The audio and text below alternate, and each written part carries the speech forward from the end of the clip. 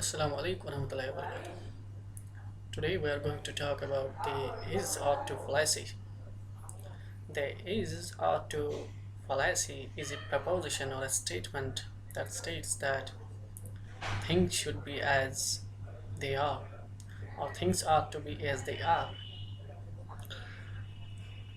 Since the cell divides on its own and the DNA divides on its own uh, and replicates and results in the production of progeny. Now we are observing this. It should have, it must have done so in the past, or it should do so in the future. So, this fallacy makes us think that cells have always existed as they were, that the DNA has always existed as it is. But this is not the case, as we know that the DNA is a complex, it's an incredibly complex molecule that could not have arisen out of chance. You can refer to my video about DNA. So this is a fallacy that is used by many atheists in order to defend their beliefs. If we apply this fallacy to the computer, it will state that since the computer works on its own and there is no requirement of external help to the computer for the functioning of the computer, for the performance of logical operations or for the performance of other operations. Therefore, the computer existed as it was. The computer should have existed as it was before, as it is today. This indicates the fact that the computer is functioning in the present case and it should have functioned so in the past. This is a broken argument, as all of us know that this is not the case. Similarly, the cells that we have today in our bodies and the plants and other living beings were not always as they are, and there is no scientific basis of the fact that the cells should have been like that as they are today.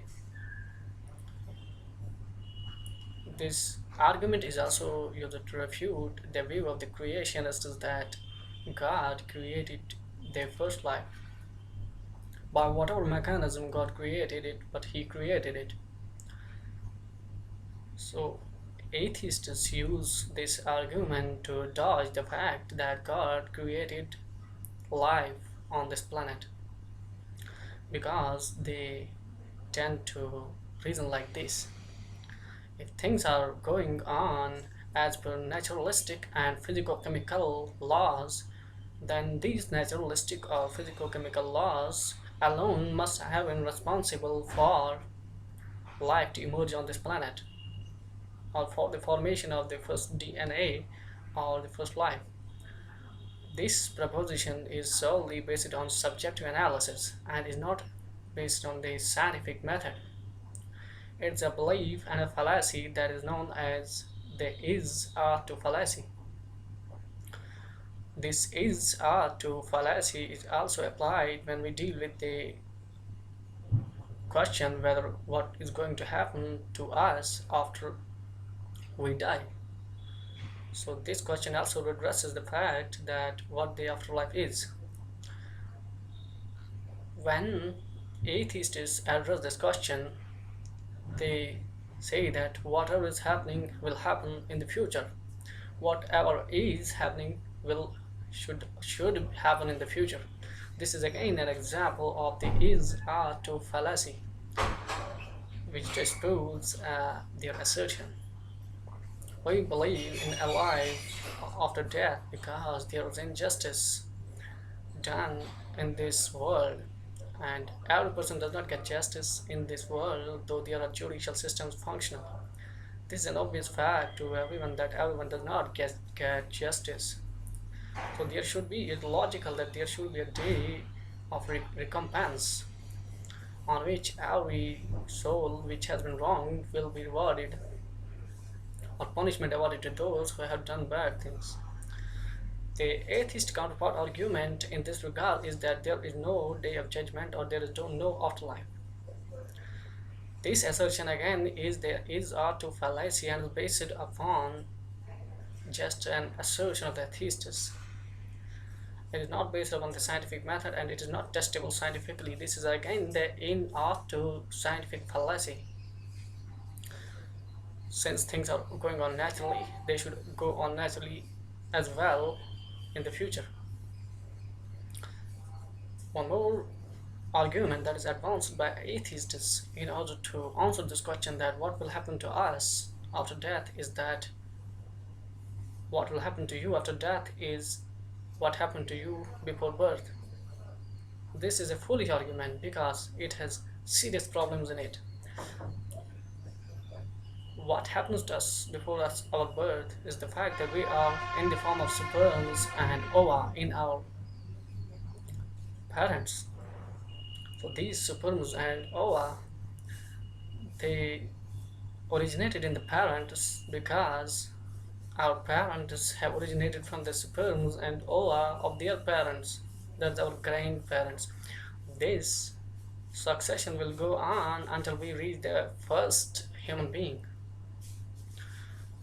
Even if we assume evolution to be true for 5 minutes, then this first human being must have arisen from the common ancestor that evolutionists propound to be the common ancestor of humans and apes.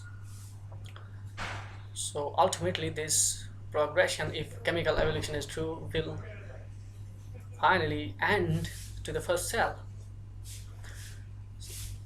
Again, there comes the question that why did the first cell come from and where did the DNA come from? So all of this assertion, all of this reasoning boils down to the fact that where did the first cell and the DNA come from? Where did the first life come from? So here the atheistic answer is that it just came about by naturalistic mechanisms. So this is again an example of the is or to fallacy, that since the naturalistic mechanisms are operative in this world at present, therefore no non-naturalistic mechanism should have been present for the formation of the life on this planet in the beginning. So this argument that what happens to us after life, after death, is the same thing as what happens to ourselves before birth is flawed, because before birth we have a continuum of life and we never die, and the first life, where it came from, there's no proof that the first life was dead. It came from dead matter. So creationists draw the conclusion from deductive reasoning that since everything is so complex in the beginning, that any naturalistic or random process cannot account for it, so it requires intelligence for its production. So there must be an intelligent creator. So this is the most logical conclusion by deductive evidence. Now, the